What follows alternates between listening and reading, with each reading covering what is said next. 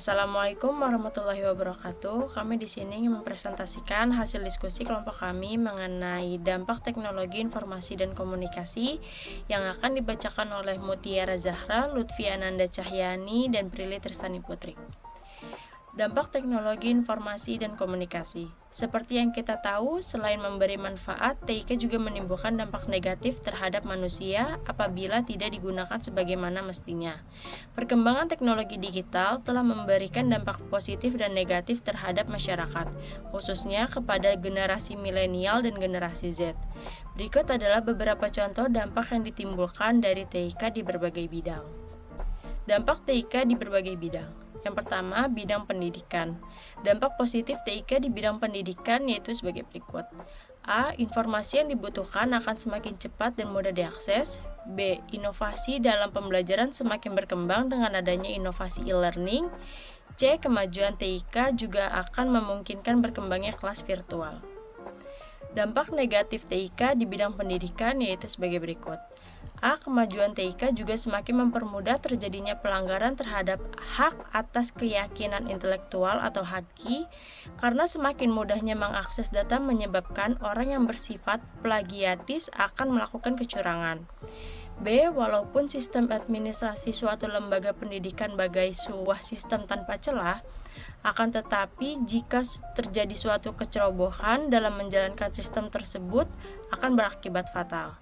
Sebagai contoh, dampak positif dari TIK di bidang pendidikan yaitu saat pandemi COVID-19 pada tahun 2020. Kita semua melakukan pembelajaran dari rumah secara online atau daring.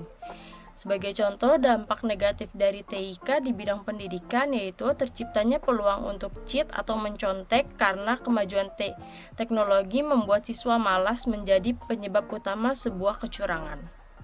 Lalu saya akan melanjutkan yang kedua, bidang sosial budaya. Dampak positif TIK di bidang sosial budaya ini yaitu yang pertama, informasi yang ada di masyarakat dapat langsung dipublikasikan dan diterima oleh masyarakat. Setiap orang dapat saling bertukar informasi satu sama lain. Informasi itu pun menyebar sampai kepada seluruh masyarakat dengan cepat melalui media-media TIK yang ada. Yang kedua, hubungan sosial antara masyarakat dapat berlangsung di mana saja dan kapan saja. Yang ketiga, sosialisasi kebijakan pemerintah dapat lebih cepat disampaikan kepada masyarakat. Ada pula dampak negatif TIK di bidang sosial budaya yaitu yang pertama, timbulnya jenis kejahatan baru. Kejahatan yang timbul diantaranya penipuan, pencurian nomor kartu kredit, pornografi, pengiriman virus, penyadapan saluran telepon, dan lain-lain. Kejahatan-kejahatan ini sulit dideteksi karena dikerjakan dengan fasilitas TIK, salah satunya internet. Yang kedua, maraknya perilaku penyimpangan yang terjadi di kalangan masyarakat pada umumnya dan remaja pada khususnya. Perilaku menyimpang disebabkan oleh merosotnya moral yang ada di masyarakat, kurangnya filtrasi akan informasi serta budaya yang diterima dari TIK menjadi faktor timbulnya permasalahan ini. Yang ketiga, masuknya budaya asing yang kurang baik dan tidak difiltrasi oleh masyarakat. Yang ketiga, ada bidang perniagaan perdagangan. Dampak positif TIK di bidang perniagaan dan perdagangan yaitu yang pertama, membuka peluang bisnis baru. Yang kedua, pertumbuhan ekonomi yang semakin tinggi. Yang ketiga, terjadinya industrialisasi. Yang keempat, menjamurnya bisnis berbasis internet. Yang kelima, produktivitas di dunia industri semakin meningkat. Ada pula dampak negatif TIK di bidang perniagaan dan perdagangan, yaitu yang pertama, mendorong tindakan konsumtif dan pemborosan dalam masyarakat. Yang kedua, menambah angka pengangguran karena tenaga manusia banyak yang digantikan dengan mesin-mesin. Lalu yang keempat, ada bidang pemerintahan. Dampak positif TIK di bidang pemerintahan yaitu yang pertama, mendorong tumbuhnya proses demokrasi. Yang kedua, meningkatkan layanan kualitas dan kuantitas layanan publik. Yang ketiga, meningkatkan layanan kepada masyarakat. Yang keempat, meningkatkan hubungan antara pemerintah dan dunia usaha dan masyarakat. Ada pula dampak negatif TIK di bidang pemerintahan yaitu yang pertama, penggunaan persenjataan canggih untuk menyerang pihak lain. Yang kedua, terorisme yang semakin merajalela. Yang ketiga, kurangnya privasi suatu negara akibat kerahasiaan yang tidak terjamin dengan semakin canggihnya alat-alat pendeteksi. Selanjutnya saya akan melanjutkan yang kelima, ada dampak era revolusi industri 4.0. Dampak teknologi informasi lebih terasa pada saat sekarang, yaitu era revolusi industri 4.0. Dampak revolusi industri 4.0 yang terjadi di dunia teknologi informasi terjadi di beberapa bidang. Yang pertama ada produksi, kedua pertumbuhan ekonomi dan inklusi sosial, yang ketiga energi, yang keempat makanan, keamanan dan pertanian, yang kelima pendidikan, gender dan pekerjaan. Teknologi yang terkena pengaruh penting pada era revolusi industri 4.0 ini antara lain yang pertama computing power. Computing power itu pemanfaatan komputer dan juga network yang semakin dibutuhkan dan berpengaruh besar untuk revolusi industri 4.0. Yang kedua itu ada kecepatan komunikasi, yaitu semakin berkembangnya media sosial seperti Facebook, Twitter, Telegram, Skype, juga Instagram menjadi satu di antara bentuk komunikasi yang berkembang pesat di era ini.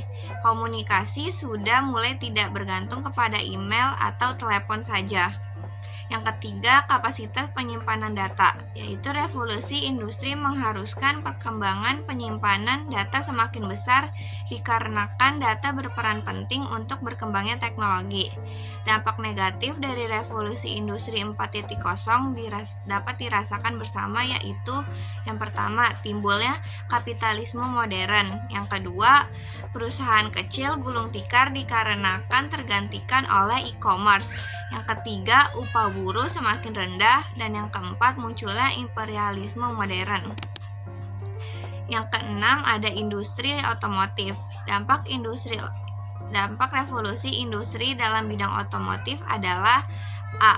Pengemudi sudah mulai digantikan oleh teknologi yang mengakibatkan asuransi sudah mulai tidak diperlukan dikarenakan semakin menurunnya tingkat kecelakaan.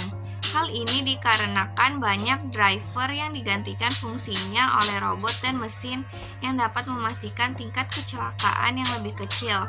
Contoh pada rem yang dibuat menjadi rem otonom mengurangi tingkat kecelakaan sebesar 23% dan 45%.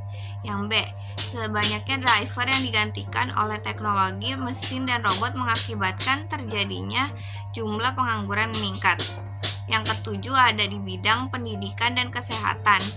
Yang pertama itu terciptanya AI atau Artificial Intelligence di dunia kesehatan sebagai pengambil keputusan di beberapa bidang kesehatan. Yang kedua ada meningkatkan akses dan kualitas pelayanan kesehatan jarak jauh atau telemedicine. 8 itu ada di bidang teknologi keuangan atau fintech.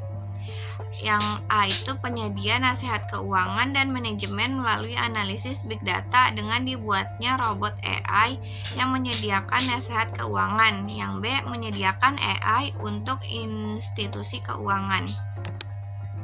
Selanjutnya yang ke-9 itu di industri retail. Pemanfaatan komputer dan internet sebagai alat untuk melakukan digital marketing, pembuatan e-commerce sebagai contoh nyata di revolusi industri yang dampaknya paling terlihat. Yang A itu ada perusahaan yang langsung menjangkau end user dengan seiring dibuatnya toko online sendiri, menjadikan kemudahan bagi end user, juga membuat harga menjadi lebih murah dibandingkan dengan harus berbelanja dari tangan ketiga atau keempat. Yang B itu ada digital marketing, mempengaruhi profit perusahaan manufaktur dikarenakan mudah dalam menjangkau pasar global dengan mudah, efektif, dan efisien. Yang C itu industri manufaktur lebih cepat dalam mendapatkan data dan mengenai perilaku end user sehingga dapat mengetahui kebiasaan pasar. Yang ke-10 di bidang logistik, inventory, dan manufaktur. A. Pekerjaan manufaktur yang sudah mulai digantikan oleh mesin robot.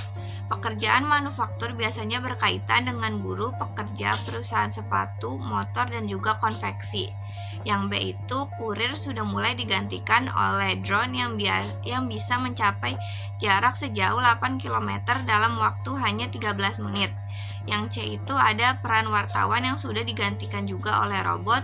Dan yang D pergantian call center yang digantikan oleh teknologi yang memanfaatkan antara mesin dan bahasa pemrograman pun sudah terjadi di beberapa negara maju. Sekian penjelasan dari kami, kurang lebihnya mohon maaf. Assalamualaikum warahmatullahi wabarakatuh.